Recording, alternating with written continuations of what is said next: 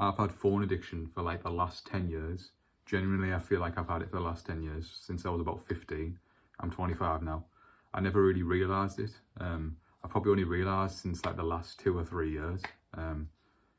When I look back, I would just use it as a crutch for anything. Anytime I felt anxious, anytime I felt uncomfortable, anytime I felt like I was bored even, I would use it.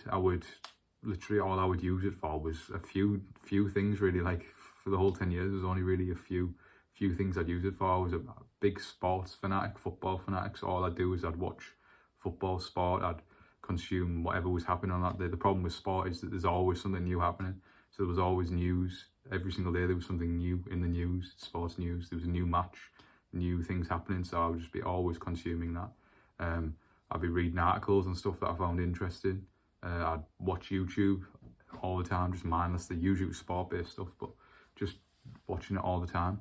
And it wasn't until the last couple of years where I really felt like I was like, well, this is controlling my life, really. It was ruining my life. Anytime I wanted to work on something or exercise or just be a better version of myself, it would just distract me. I wouldn't be able to do anything because I was I just couldn't focus. I couldn't concentrate. All I wanted to do was just be on my phone. It was easy. I didn't have to do anything. So whenever I wanted to switch and be focused, it was difficult for me. It even got to the point where pretty much after college, school, I would probably say a social recluse. I just wouldn't socialise anymore. I would choose my phone, just being at home, spend time on my phone and going out with friends. Thus I lost most of my friends. Anytime it would make me anxious, I would choose that over going out with my friends or whatever. Anytime at school, especially in college or later in work, anytime there was any sort of socialising, like at lunch breaks or whatever, I would just be on my phone. I couldn't cope with the eye contact. I couldn't cope with the socialising. And yet, before that, when I was younger, before I was 15, I was perfectly fine with socialising. I wasn't an awkward kid, really. I was quite a sociable kid until I started using this, my phone. I don't know why. It's just something I started doing. And it became a crutch ever since, really. So basically all I wanted to say was just share my own personal story with the phone addiction, how I've overcome it. I still use it, of course, because it's not exactly convenient not to use your phone. I've always wanted to get rid of it, but I've realised that I still need it for some things.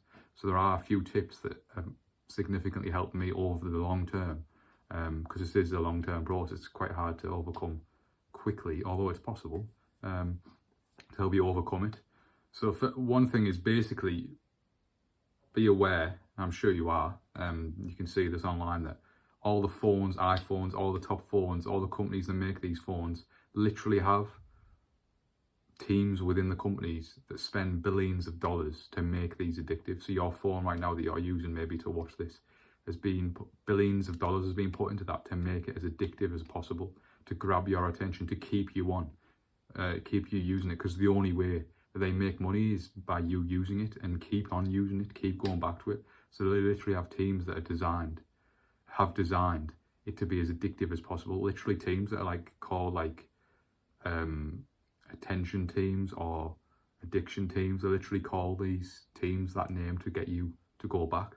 So be aware of that, so that you know that is basically what's happening. It's not some sort of flaw that you have, character flaw, that you're just unable to have self-control. Yes, maybe a tiny bit that you can improve your self-discipline, but a vast majority of it is just understanding, having the knowledge that these are literally designed. They have teams that study all about the brain and how you can trigger the brain certain pathways to fuel you with dopamine, things like that, to get you to keep using it. So be aware of that. That was a massive revelation for myself, realizing that once I did. Also, there's just certain little aspects of it, like when you can endlessly scroll on social media. That's a super addictive process where your brain is constantly being pinged with dopamine because of the endless new content. It's like, oh, I'm scrolling up, there's new content, but obviously it's endless. So it's an endless fuel of dopamine, and you're not putting any effort in, you're just scrolling. Usually in the past, without these sort of devices, we'd have to get dopamine from socialising with people, from exercising. these feel-good chemicals in our brain. But now with these phones, it just requires zero effort. And remember, your brain prefers to do things with the least path of resistance. So anything that requires zero effort is very easy to do compared to something more difficult. Right, so basically tips that have massively helped me. They're quite simple, but they make quite a significant impact. One is if you've got an iPhone, so this is only specifically for iPhones, I put a grayscale colour filter on my phone.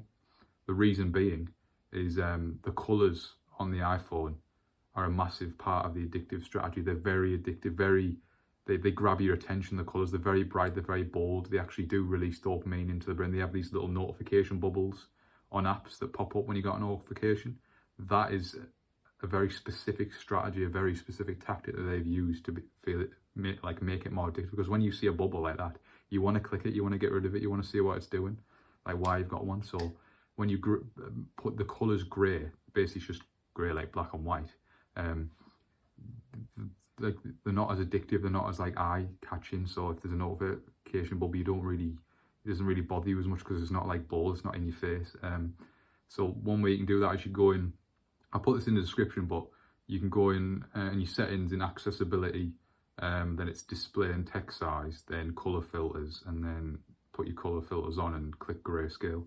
And I know it sounds simple, but that one thing literally had a massive effect, on reducing the amount of time I spent. It also made me conscious. So every time I was on my phone and I could see it was obviously grey, it would remind me of why. So it would make me more conscious of it. Another thing that I did was I deleted all my social media apps, the ones that I used way too much. I deleted my web browser, which was Safari, which I used way too much, and obviously I deleted all my games because I just didn't want to spend my time on games all the time. I'd wasted years of my life already. So what that does is, instead of like it taking 1 second to open up an app, say YouTube or web browser, what it means is I have to go onto my app store, then I have to type in my web browser. So I wouldn't actually delete it, I'd just remove it from my home screen.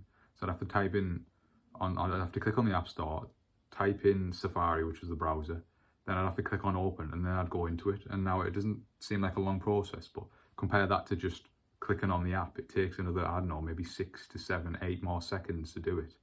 And that itself just means that it requires slightly more effort to open it. And with that slightly more effort, it reduces the addictiveness of the process, because usually the addictiveness is the speed and ease of using it. So because you can just click it straight away. Now I have to put in effort for 6 to 7 seconds to do it. So it makes it the process more conscious, and it's more of an effort. So I noticed that as well. That had a big impact, because I was like just doing it out of habit, but then it would take more effort and I'd be like, oh, what am I doing? It'd make it more conscious for me.